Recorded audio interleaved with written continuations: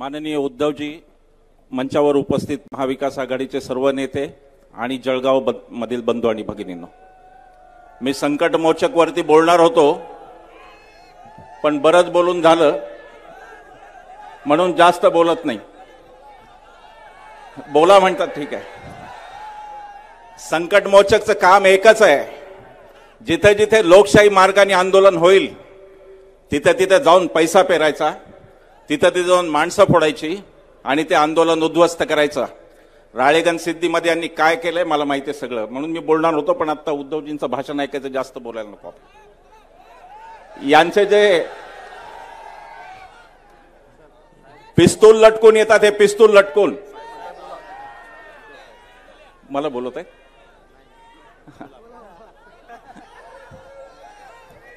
पिस्तूल लटकून येतात हे लक्षात ठेवा. पिस्तूल तो माणूस लटकवतो, पोलीस बिचारे ते त्यांच्या ड्युटीसाठी लटकवतात, पण पिस्तूल तो माणूस लटकवतो जो मनातून घाबरलेला असतो. असा हा संकटमोचक आहे, घाबरलेला. फडणवीसांचे संकटमोचक हे घाबरलेले संकटमोचक. यांची संस्कृती ती आहे, यांना मिंधे मिळाले नंतर जाऊन हे एकनाथ शिंदे शिवाजी महाराजांचं नाव घेतात, पण शिवाजी महाराजांचा कोणता मावळा सुरत मार्गे गुवाहाटीला पळून गेला, लपून छपून मुंबईत आला? कोणता मावळा होता सांगा? एकनाथ शिंदेना काही एक अधिकार नाही शिवाजी महाराजांचं नाव घ्यायचं, ते नाव घेतात. यांचे तिसरे ते दिल्लीत बसलेत. पंतप्रधान निवडलं की आपण फॅन्सी ड्रेस स्पर्धा निवडली माहित नाही, दरवेळेला वेगवेगळी वेशभूषा करतात. कधी मोराचं पीस, कधी काय, कधी टागोर झाले दाढी वाढून. अरे दाढी वाढून टागोर होता आलं असतं, त्या जळगावमध्ये 200-250 टागोर राहिले असते शिल्लक, त्याच्यापेक्षा जास्त झाले असते. निव्वळ खोटं बोलायचं, सतत खोटं बोलायचं, प्रचार खोटा करायचा आणि शासन सरकार विरोधी पक्षाची पाडत राहायची, याशिवाय दुसरा कोणताही उद्योग नाही. कोरोना काळात मी सांगतो, आता समोर म्हणून नाही, महाराष्ट्रातल्या 60 जाहीर सभांमध्ये मी बोललो. हे उद्धवजींना मी सांगतो की आम्ही 60 जाहीर सभांमध्ये हे सांगितलं की कोरोना काळात महाराष्ट्राला जर कोणी मायेनं सांभाळलं असलं तर ते उद्धवजी होते आणि राजेश टोपे होते. आजचे हे शिंदे जर तेव्हा मुख्यमंत्री असते आणि आताचे ते हाफकिन स्पेशालिस्ट तानाजी सावंत ते जर का आरोग्यमंत्री असते तरी सभाच झाली नसती, कारण ऐकणारे जिवंत राहिले नसते आणि बोलणारे जिवंत झाले नसते, अशी परिस्थिती. पण हे केलं महाराष्ट्रात सरकार. कधी एकदा पाडू असं यांना झालं कोरोना काळात, जेव्हा महाराष्ट्र संकटात होता आणि यांच्या गुजरातला सुद्धा महाराष्ट्रच ऑक्सिजन पुरवत होता आणि रेमडेसिवीर मिळत होता, त्या काळातली ही परिस्थिती आहे. आमच्या मित्र, मी फार अगदी पुढच्या 2 मिनिटात भाषण संपवणार आहे. आपल्याला सगळ्यांना उद्धवजींचं ऐकायचं, आम्हालाही ऐकायचं आहे. आज पहिल्यांदा आम्ही स्टेजवरून ऐकतोय त्यांचं भाषण. एक गोष्ट तुम्हाला सांगतो, महाराष्ट्रामध्ये आमच्या 60 पेक्षा जास्त सभा झाल्या आणि आम्हाला आता खात्री झालेली आहे की महाराष्ट्रामध्ये महाविकास आघाडी कमीत कमी 35 जागांवरती निवडून येणार आहे. कमीत कमी 35 झाले तर त्यापेक्षा जास्तच. कोण पाडणार यांना लक्षात घ्या, कोण पाडणार यांना कदाचित शहरी समाज नाही पाडणार पुण्या मुंबईचा, पण यांना शेतकरी महाराष्ट्राचा पाडणार आहे.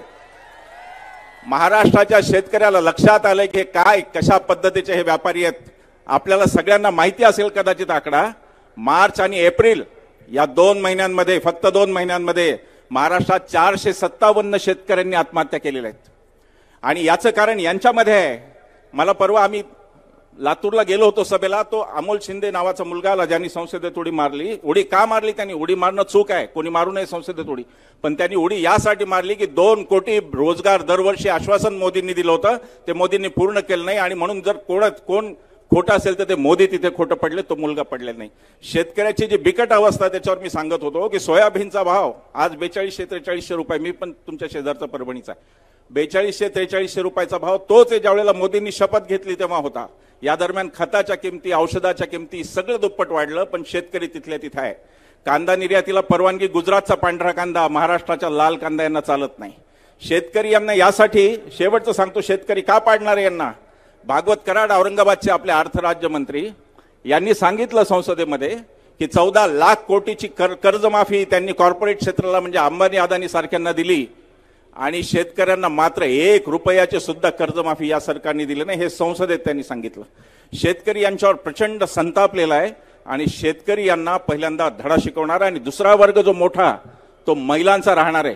आता जेव्हा तुम्ही मत द्यायला जाल 24 साली, तेव्हा तुमच्या पुढे शिवसेना विरुद्ध म्हणजे ओरिजिनल शिवसेना विरुद्ध भाजप वगैरे असं काही नाहीये.